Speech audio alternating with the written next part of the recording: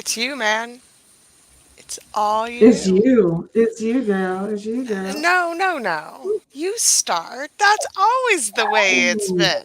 we are here. We are here. We are Thank here. you, everybody that's out there for joining us. This is Ask Briar. It's been so long since we've been live for Ask Briar and actually had company. So welcome, welcome, welcome. Ask Briar is the epitome of the show where you can ask all kinds of questions because asking Briar questions gets answers and Briar throws you back questions that cause you to think just a little bit. See, that's why we say that asking Briar questions is better than asking Siri. It's better than asking Google. It's better than asking any of the names that you've given your devices because she gives you the shit straight up, no chaser. So I know we're on LinkedIn, but we're excited to be here for Ask Briar. And today is the Great Resignation Recession. And is that an oxymoron? Well, today we're going to talk about this because we've been attempting to talk about this for a while, which was the Great Like Resignation. And in the months now. meantime, we have an official technical recession.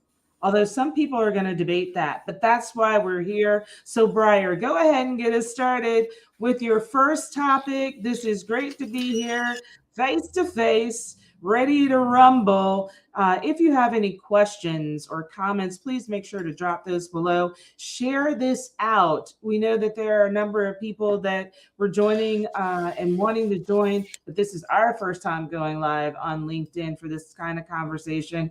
So let's get down to it. It's amazing.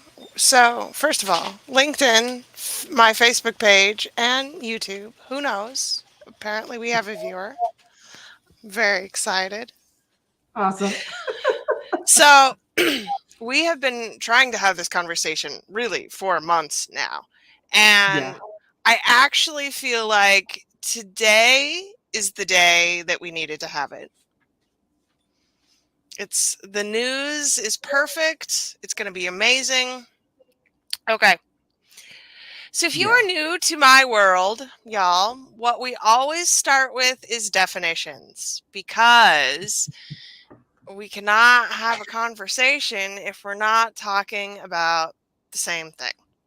So Hmm. to start, I would like to define the Great Resignation, also known as the Big Quit and the Great Reshuffle. It's an ongoing economic trend in which employees in Western countries, China, and India have voluntarily resigned from their jobs en masse beginning in early 2021. That's not quite right, but we'll get there. Possible causes include wage stagnation, rising costs of living, long lasting jobs dissatisfaction, safety concerns around COVID, and the desire to work for companies with better remote working policies. Some economists have described the Great Resignation as akin to a general strike. This is also patently false, and we'll get into that. The term was coined by a professor of management at the University College's London School of Management by the name of Anthony Klotz in May 2021. So that is the Great Resignation. Now, what is a recession? And I'm just, again, definitions here. No opinions or personal feelings around the subject, just definitions. A recession is a period of temporary economic decline during which trade and industrial activity are reduced, generally identified by a fall in GDP in 2 successive quarters. So I looked it up. The GDP first quarter in the United States fell 1.6% on an annualized basis. Q2 was a 0.9% drop in GDP.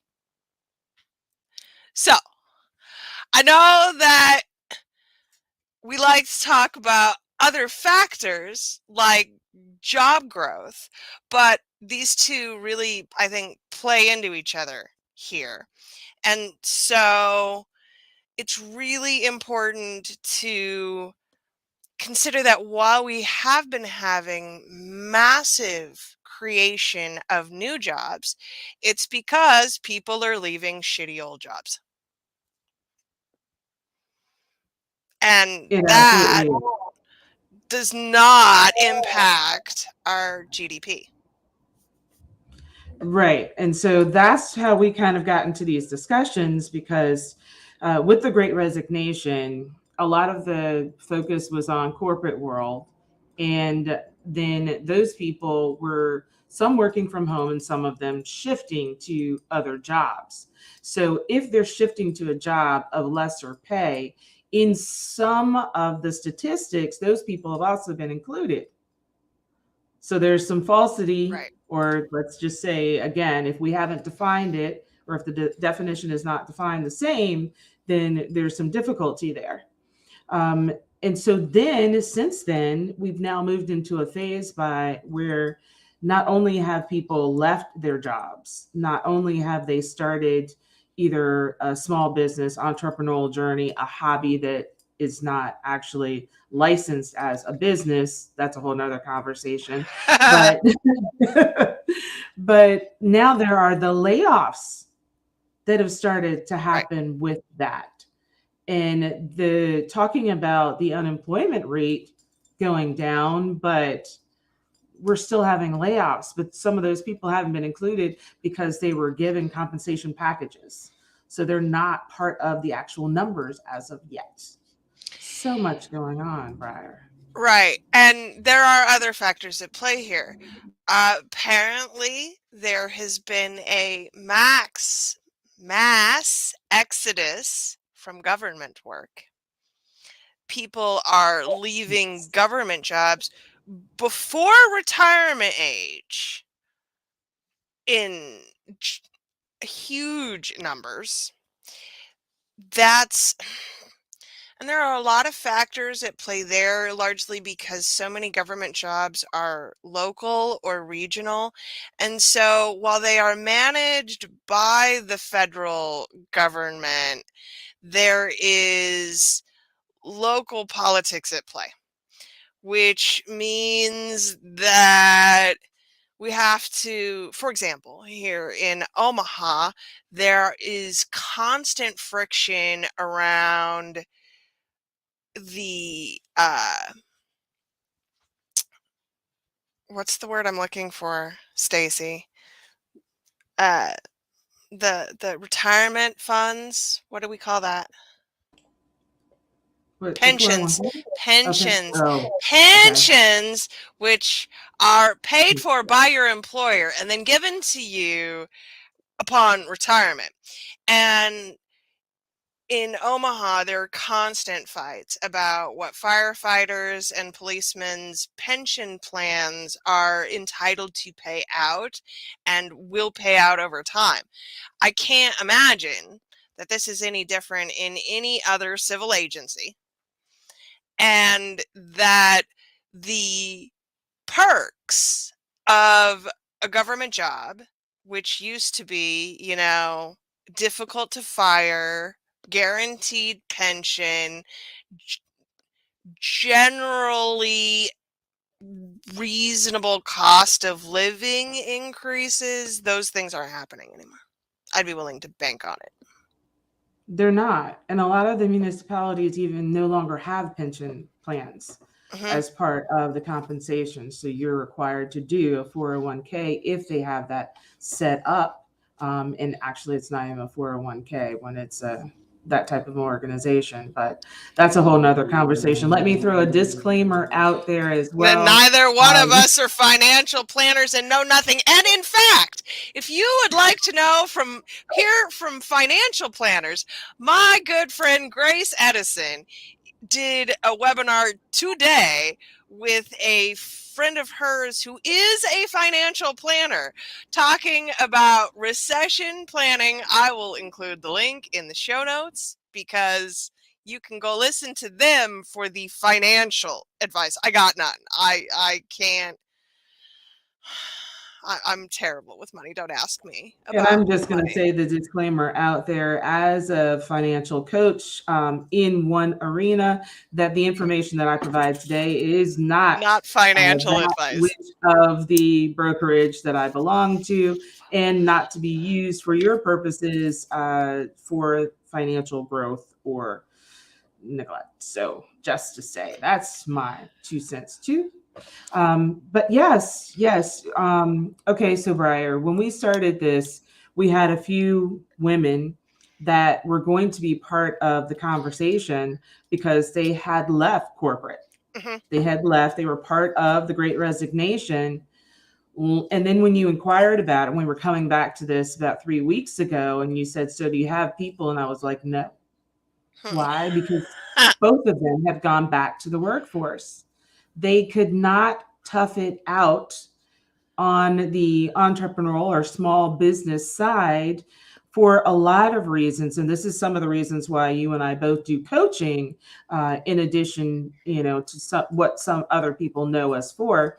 But that is the thing. They had no background. They did not understand setting up an LLC. They did not know who they needed to hire as a coach, or if it was a coach or a business consultant, or who to get started, all of those things. And then people started talking about funnels. Going into a Oh, clubhouse room or into Jesus. some of the other groups, we initially go into those structures for distribution when people don't have the basics set up. The Hmm. framework is not in place. And I know that's some of what you do. And even from a small business or a solopreneur to a small business, a lot of that is what people need to look at in how you scale and actually turn into a small business with employees and contractors versus being a solopreneur. So, Briar, talk to us a little bit about the framework that goes into that, because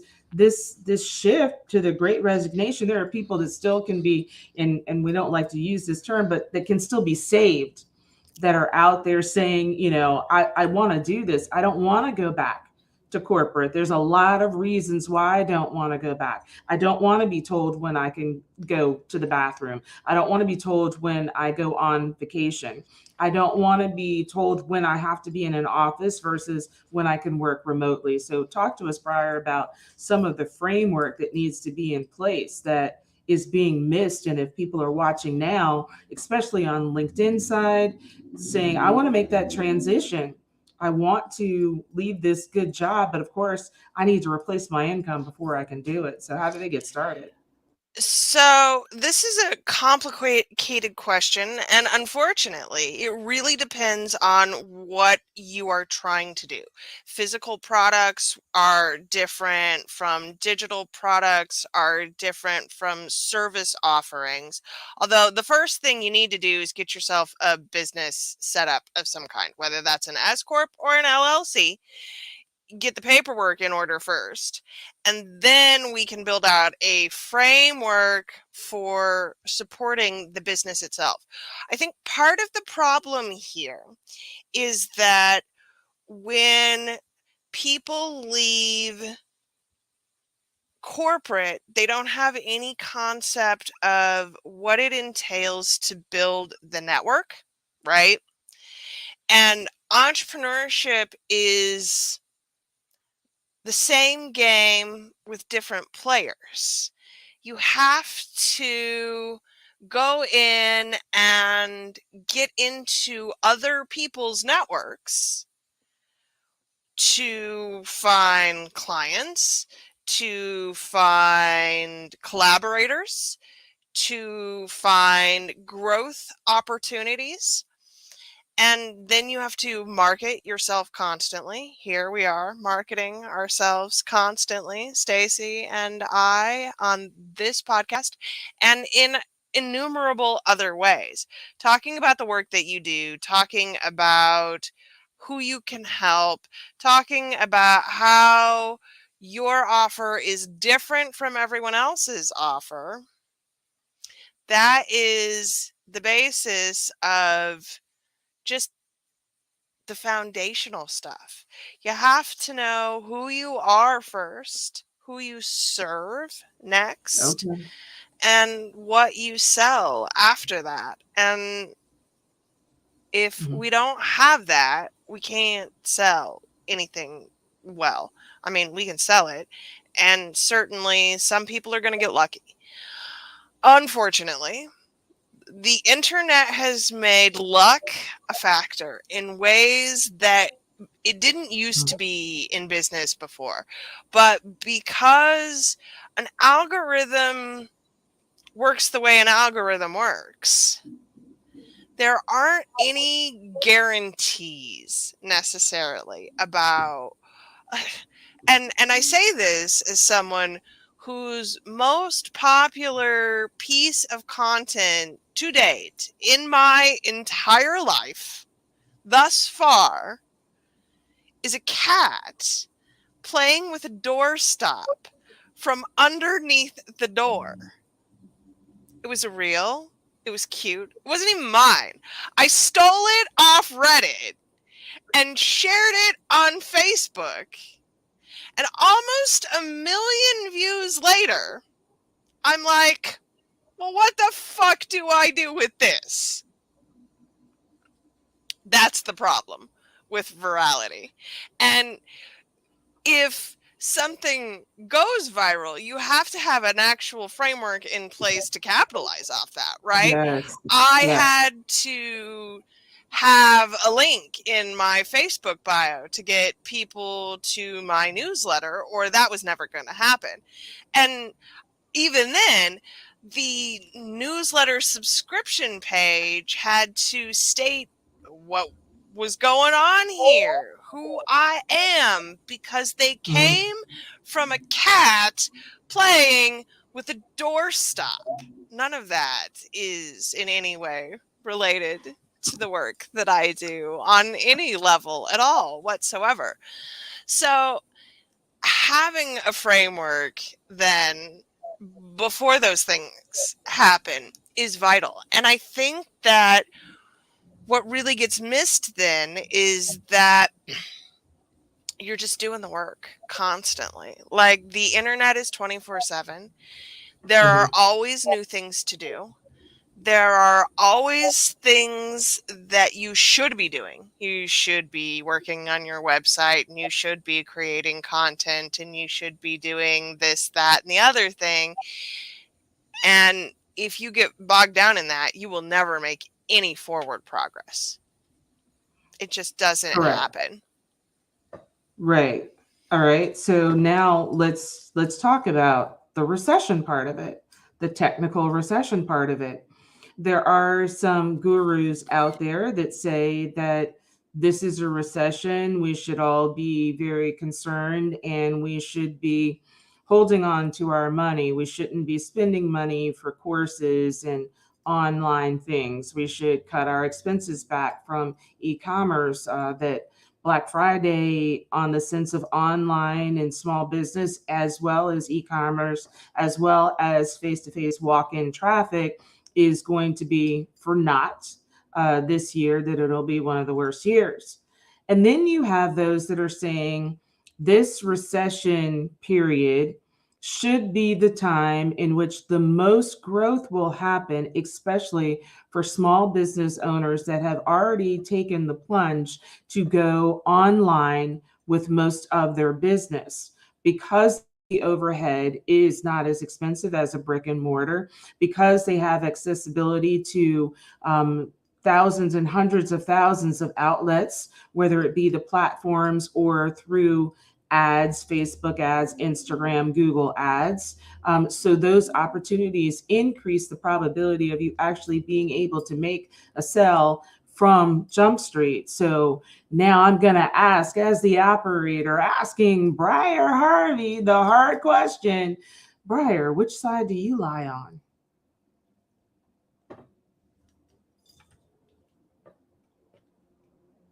And you're still muted. It depends, and it's a terrible Okay. answer. But I think so. Here's the thing: when you When you look at recessions, the information that floats to the top is what other people are doing. And let's talk a little bit about what other people are doing right now in the Mm-hmm. recession. Mm-hmm. So we got a guy by the name of Braden Wallachie who last week posted a picture of himself crying on this here platform, LinkedIn, about how he was laying off 3 employees. He runs a marketing agency called Hypersocial.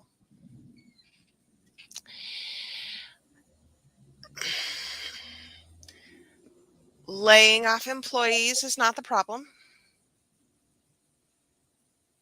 Being sad about it isn't even the problem.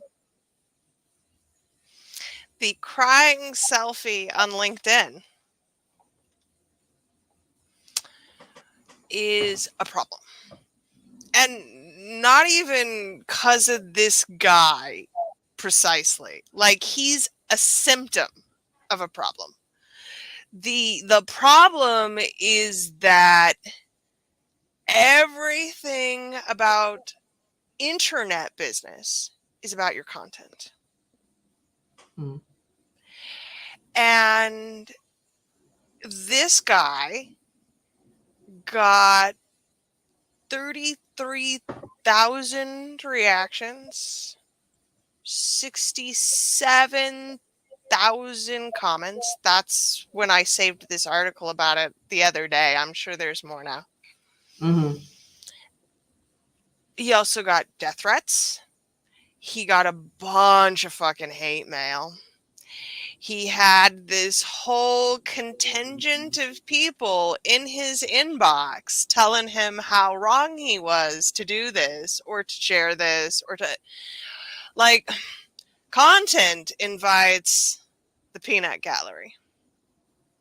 I think that if you are not prepared for what that entails ahead of time, you can really be blindsided by this. Here's another one for you. Dan Price, the socialist hero of Twitter, resigned yesterday amid a New York Times report of multiple sexual assault charges.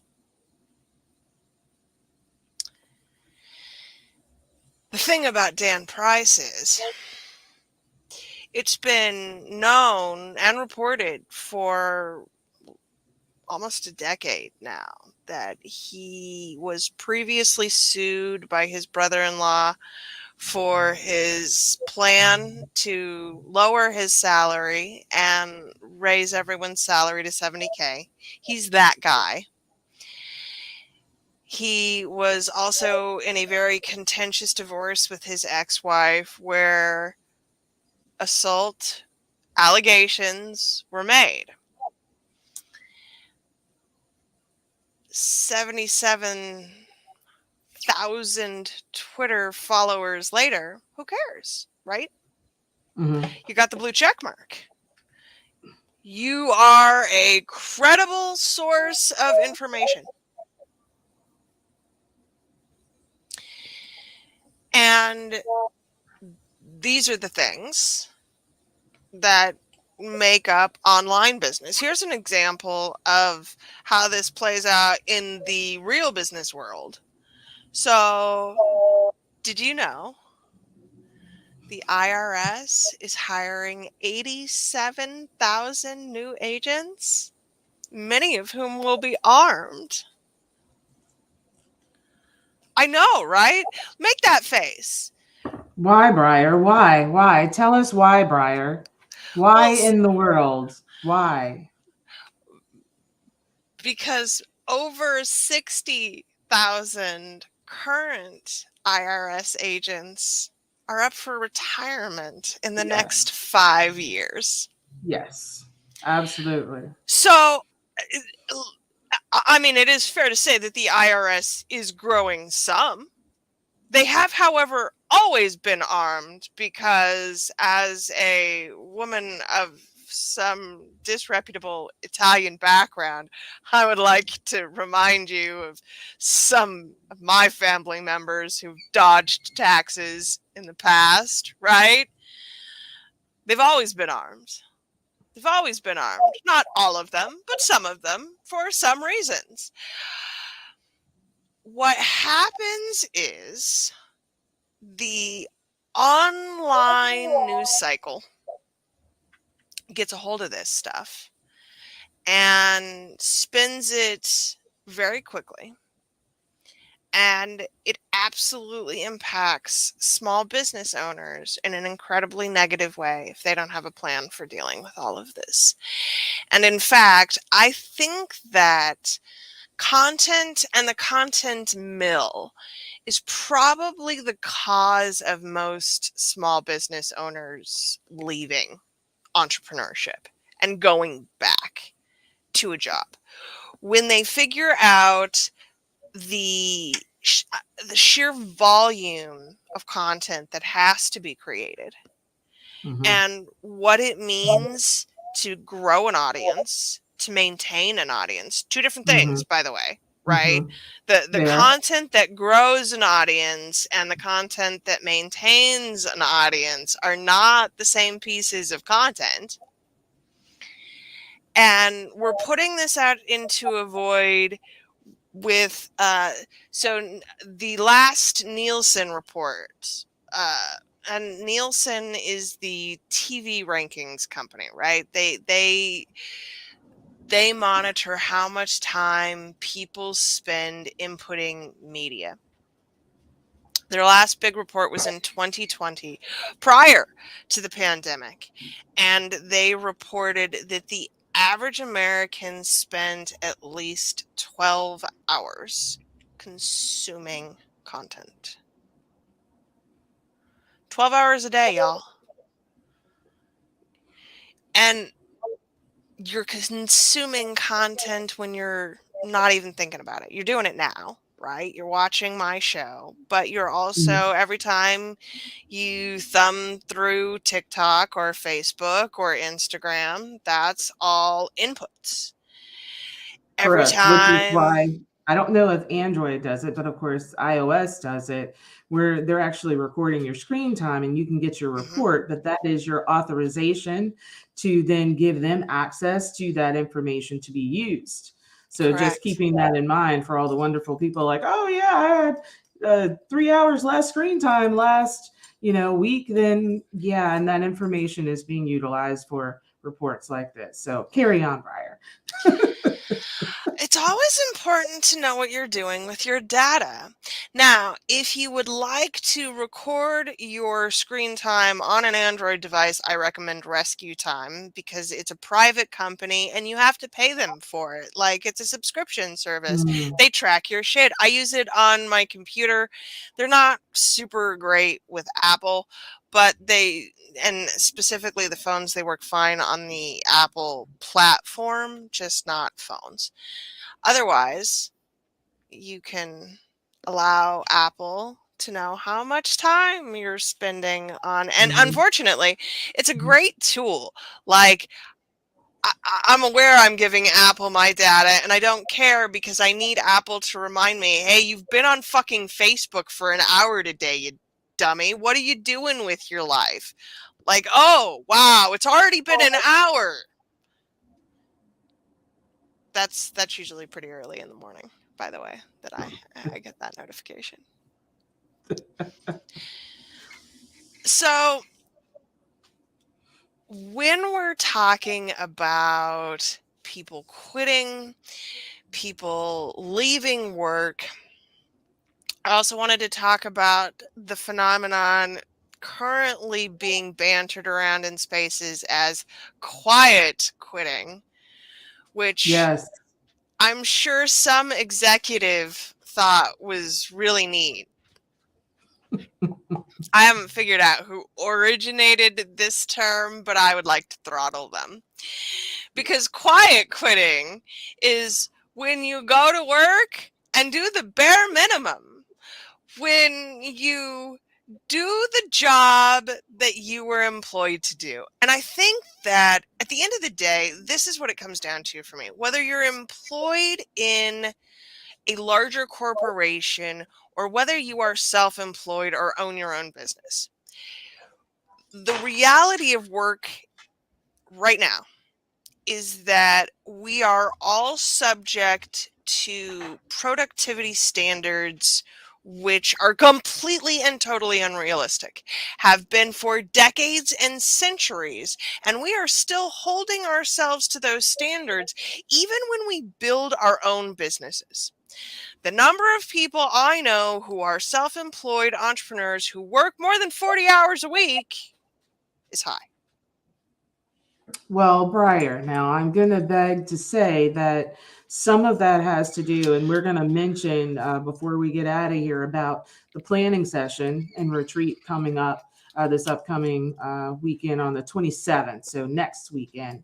But that some of that is due to misappropriation of time Mhm, mhm, because we have been trained since we were very young by a structure, including school, throughout the years that has dictated when we needed to be at a place, when we were released from that place, when we went to the bathroom, who had authority over us to tell us what to do, when to do, all of those things. The instructions and the guidance of what the repercussions were if we did not uphold the rules of this institution.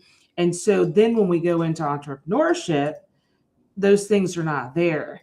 There are no rails for that bowling ball going down the alley, and it is hitting and missing, going in the alley, going in other lanes, not going down at all, because we don't know how to manage that. And I believe that somewhere in this transition, and this is not my area of expertise, but in transition from being an employee to being a solopreneur, because this is not even a business owner at this point, but a solopreneur, that is one of the main things that has caused that 80% of failure within the first 3 years to happen, mhm, because we don't know how to mhm. manage our own selves. We're saying, now I have more free time, now I can, and it's definitely not being utilized like it should be utilized.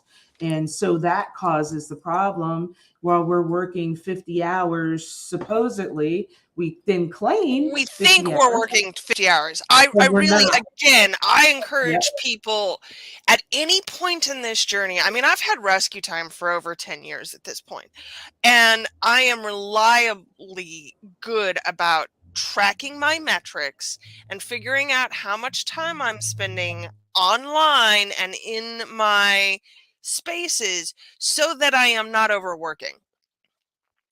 Now, I don't do the newbies. That would be my friend Cheryl Woodhouse, who will also be at the retreat next Saturday. So we'll talk about that in a minute.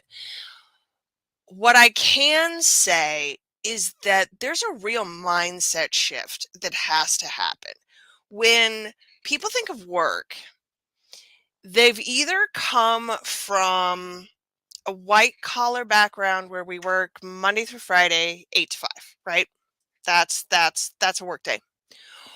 Or they're coming from a service background where where we work when we're expected to, and you better like it, right? There are the layers of stratification socially in the American workplace has only gotten more extreme, and it's is especially clear here. But regardless of which background you come from, you're still working too many hours. And this shows up in entrepreneurial spaces in particular where we don't work on Saturday or Sunday. And my question is always, why? Why don't we work on Saturdays or Sundays? If those are the days that you want to take off, fine, that's fine. But be deliberate about it. Be clear about what it is you're working and why you're working that. So, given the fact that I do project management for my clients, I often meet with people on Mondays. As such, I like to plan out my week on Sunday. And I spend Sunday morning recording podcasts, and then I spend the afternoon planning. And it's a delightful work day for me because nobody bugs me, because Mm-hmm. nobody's working on Sunday. Literally, Mm-hmm. no one is working on Sunday. I take Wednesdays off because I've worked Sunday, Monday, Mm-hmm. Tuesday. I'm not I'm not there for day 4. There's nothing about it that feels good or encouraging to me. So I take Wednesdays off. I still constantly have to articulate that boundary with people who have known me for years, Mm-hmm. clients, even my partner, because he works Monday through Friday. I take Wednesdays off. I don't work Wednesdays. It's not a day where I work. I mostly desire to be laying in bed in my comfy nightgown all day long, having food delivered to me and watching fun stuff on Netflix. That's what I want out of my Wednesdays. I generally work a lighter day Thursday. And then on Fridays I do stuff like this, or go out to dinner with my local biz besties, or take my kids to the museum. Fridays is like the fun day. It's the out day. But I've been very deliberate about structuring my time in a way that is antithetical to the corporate structure or the service structure, because it was important to me to set very different boundaries around my work. I also don't work in the morning. I show up to my desk at noon at the earliest. I am best in the afternoon and the evening. I've cultivated that time. Nobody bugs me. I don't have to talk to my children. I get to come to my office and sit in the dark in the cool air and just do my thing. And I don't think that people have been clear enough about the differences between their work lives and work out in the real world, Oh, I work would for agree. corporate. And I think that as a mindset shift, it's one of the biggest changes that enabled me to succeed, because I don't work the same number of hours. I don't work the same hours. And I work when it is convenient for me and no one else. And it's not often convenient. Like, I have clients that I have to really do dances with to figure out when it's possible to meet with them, because I don't meet before noon, especially on a Monday. And and let me just jump in on that. As you spoke about the different industries and the service industries, I noticed that coming into the small business entrepreneurial space was more difficult for me in working with others that were coming from the corporate world, because I did come from a background of restaurant, retail, hotel management, where the hours were varied. So I'm accustomed to working anywhere from 8 a.m. or 7 a.m. in the morning until 11 p.m. at night, with rotating shifts, with days off during the weekend or weekdays. And so coming into a space where people are saying, getting into, and we want people to hear this, because there is no cookie cutter way for anybody to establish and to structure their business. You have to have the 5 o'clock in the morning, get up and do your meditation, read your books, send your emails, do all of your stuff, and I then would die. I just want to be very clear about that. If that was a requirement of entrepreneurship, I would die. right, right. And then, the object is to be finished at 4 or 5 o'clock and to move on. And now you can move on to family or doing those other things that you want to. This is about living the lifestyle that you want and having the framework set up the way that you want it. Most people left for the flexibility of time first, and then the ability for unlimited income. Those are the two major reasons why people leave. And so, if you're working within the first one and the time, then this was about you creating the framework that you wanted. And before you leave your 9 to 5 or 10 to 7 or flex job, you need to start establishing the habits that you'll need on the entrepreneurial side before then. You transition out. There is no cold turkey. Don't cold turkey. Go ahead, Briar. Well, and I especially want to acknowledge the hazard of leaving service work to come into an online space is that always on mentality, because what it leads to is the expectation of a rapid response all of the time. And if Mm-hmm. you are servicing clients in particular, you will get messages at 10 p.m. or 2 a.m. because this is an international, right? I have clients all over the world. Sometimes they vox me at weird hours. Mm-hmm. Am I, because my tendency would be to respond immediately, right? I came from the service sector. If you don't, you can count on the number of fingers, at least on both hands, how many times I've been fired for not responding immediately in a service sector job. And there's this anxiety that comes along with it because content is 24/7 and consumption is 24/7 and Mm-hmm. clients are 24/7. I know people who have built businesses around being available 24/7, and they're making money, and some of them are doing very well.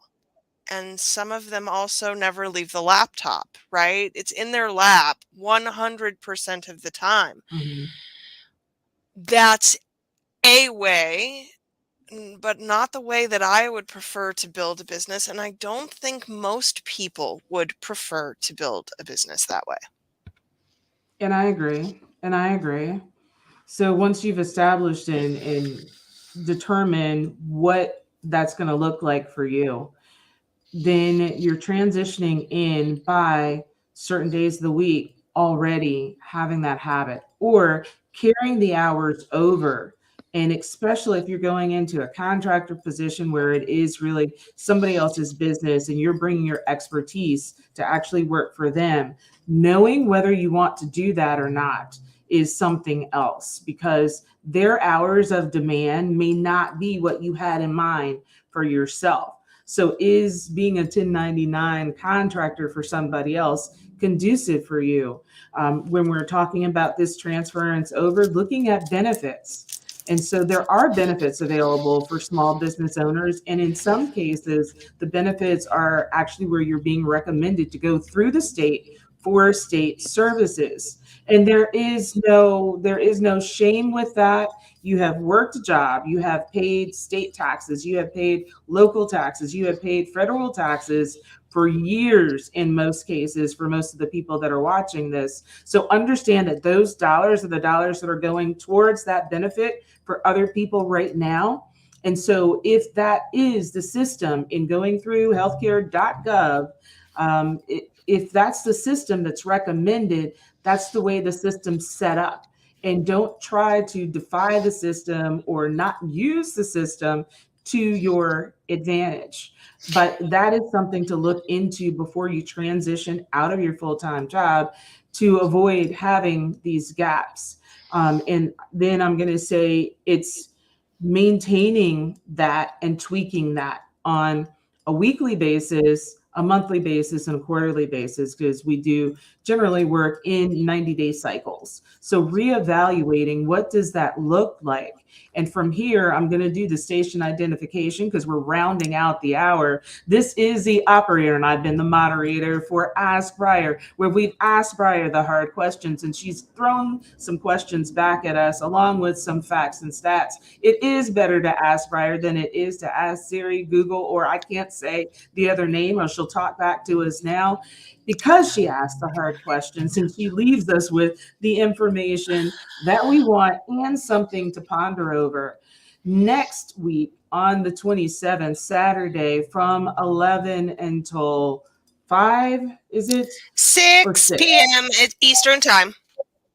Then Briar decided that now is the time to get people started with planning and understanding how planning works for them. And what if you have some other things that are playing into it, some neurodivergent tendencies or identified diagnosis? How does that affect your ability to plan? Well, she's bringing some people on next weekend on Saturday to talk about all of those things. So, Briar, I'm going to let you talk about who's going to be there and what kind of things might we be talking about. So, when we are talking about this building the foundation for yourself, so much of it is really dependent on having a good plan. So, I have my good friend, the operator, coming to talk about planning. I have the beautiful Jasmine Murphy, who is with us today, talking about building your perfect average day. And this is what we're talking about, right? Mhm, You mhm, want a day that is great and average and built for you, not built for the person you'd like to be or the person who's left corporate, built for the person that you are right now and all of that entails. When mhm. we look at, always like to remind folks 1 in 5 people is neurodivergent. In entrepreneurship, that's somewhere between 70 and 80% of us. And that's because we've left jobs that didn't work, we left companies that didn't work for us, and now Mhm. we're trying to build something that does work. And if that's the case, building something modeled around the standards and habits of the industries that you have left behind is going to be counterproductive to your long-term success. So we're going to also talk to Cheryl Woodhouse about mindset around this stuff, and that's definitely a big thing. And Allison Tedford is going to talk about content planning for inclusion, which includes you, y'all. Includes you in this 24-hour cycle. Your content needs to be a reflection of who you are and where you're at and what actually works for you. This is why I show up here every week on LinkedIn now, and you can find the other pre-recorded episodes of Ask Briar wherever you listen to podcasts. The point for me is that audio is easier, and I love this. This is fun. This has been amazing. I always really appreciate digging into this material. And I think that when we approach it from the politics in to the systems and then examine where those things actually are, we can functionally make changes in both big businesses and small as to the ways in which we are doing work. And that's really my focus right now, is the ways in which we're doing work is flawed. It's not working for any of us. If anything has come out of this last hour, it is that work is not working for any of us in a great number of ways. And where we're at now is to build and recreate new things, things that actually functionally service us. So next Saturday from 11 to 6 p.m. Eastern time, we're going to get together. You're going to have a day where you can build out one thing, one fucking thing. It's that one thing that right now is holding you back, and we're going to do it together, and we're going to really support the ways in which our foundational systems have an impact on the rest of our lives. That's what it's about right now, y'all. If the economy is going to hell and jobs aren't what they used to be worth, and clearly they're not, then we've got to make something else, something new, something different. That's it. Absolutely. And so I'm excited to be part of that next Saturday. This has been a planner phase for me. I am Mhm. going to assist with a planner session tomorrow, kind of a different purpose. But this is the time for people to start really figuring out, one, what is your physical planning process as you go into Q4, because Q4 is your setup for 2023. So these next 2 weeks are really the time where you start looking at what are my options. And then you take September to say, okay, I want to contribute to this. I want to learn this, take this course, purchase this planner, try this electronic system, do all of those things. I also am going to say that if you're saying, planning, well, I don't do planners, or there are going to be a lot of strategies discussed on the 27th. A lot of strategies, some of them on paper, some of them digital, and some of them in your head. So understand that there's a different way to plan for different people, and some take combinations of. Accountability is another factor. Briar has an accountability group, and that may be a way for you to plug in. But all of that will be available for you on the 27th during this training. We'll make sure to get that dropped into the notes. We were not set up for this. We kind of shifted from, we normally on Zoom, shifted over to StreamYard today. Last minute decision. So we'll make sure that that's available and that we get that out there again. But it's going to be crucial for you to start making some moves now. And if you're talking about participating in Black Friday, you're going to have to get some things really in gear right now. Listen, That's if you're doing Black Friday and you don't have a plan yet, then you're a little bit behind. And I hate to say that because you're never but we behind. can But accelerate things for them mm, on the 27th, no doubt. Is it the funnel process? Is it the systems that you're using? Is it that you don't know what to sell? Is it that you don't know how to price it? But some of those things, we've got resources for that already. If you need an audit for your systems to figure out that stuff, Briar and I both do that. We do a combination one, we do funnel building. So just know that we're out here to help. And so it starts with next Saturday. Be part of that planning session, retreat. There's going to have break time and and I do lunchtime have as a well. link for you, All Stacy. right. Thinking I'm not mostly on top of it. It's briarharvey.com/retreat. All right. That's Short link easy set enough, up and y'all. ready to go. And then you heard it. It's briarharvey.com/retreats. While you're there, stop at briarharvey.com and go ahead and subscribe so that you can get all of the information about the upcoming episodes. And anytime there's a special request for guests, Briar likes to have guests come on and participate in the conversations, especially when we know the topics well in advance. So we'll be putting that out here on LinkedIn, but we'll also be sending that out in the email so that you all can participate.